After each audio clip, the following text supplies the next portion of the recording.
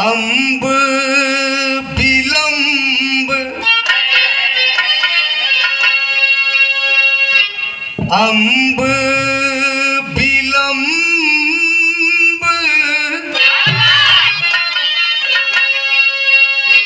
अम्ब विलंब होला कौन कारण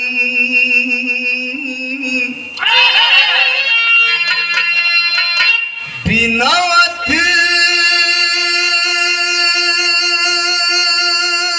है मैया देर भई तम में तिरोहित हुई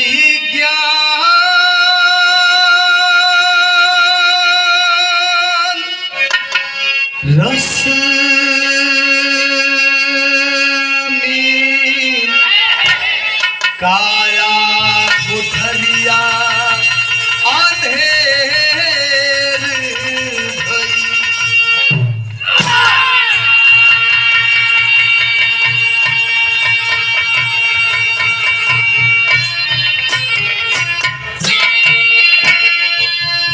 नारायणी समय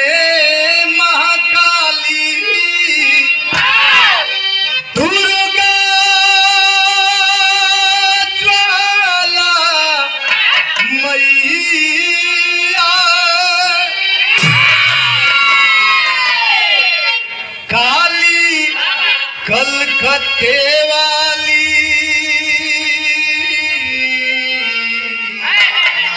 शीतला शरण में दोहैया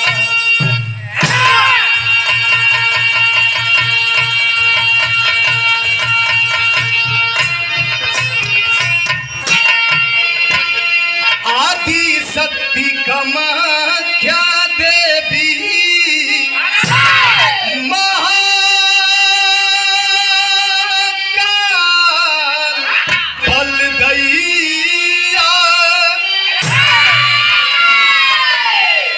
आए राखिए लाज हमारी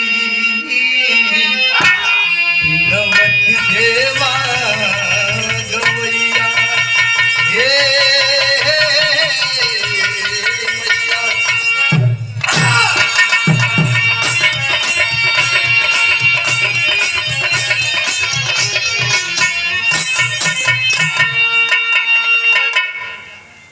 शुरुआत में स्वागत की कड़ी में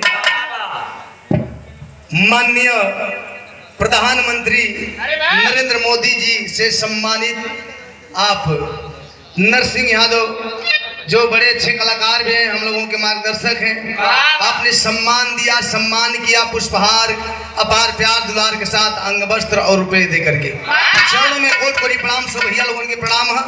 और मंच पे कलाकार बंधु आदरणीय छावनी लाइन से प्रधान जी उमा शंकर प्रधान जी, ये छावनी लाइन के नहीं बल्कि गाजीपुर जिला के नंबर 1 प्रधान जी के नाम से सब लोग इनको जानते हैं। एक बार जोरदार ताली से आप लोग स्वागत करते हैं। तो समय नामे मात्रा के बाद एक आध गो तनी रसिक चीज बजा द इतनी तनी चहल पहल हो जाए। जैसे कि दस्तान तो बहुत लोग गए हैं गवाई।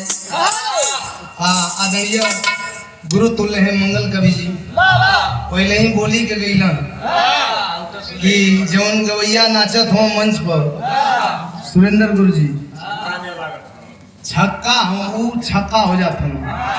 ऐसा कोनो ना बात है, वोल्टेज उतने तगड़ा है ओकरा में फेस लगेला के बाद काम पता चली कितना काम करो। अरे नाचना वो संगीत कैसा जो कि गाने के बाद मन झूम न जाए। और जो बिरहा कलाकार हो चाहे भोजपुरी कलाकार किसी भी कला का अगर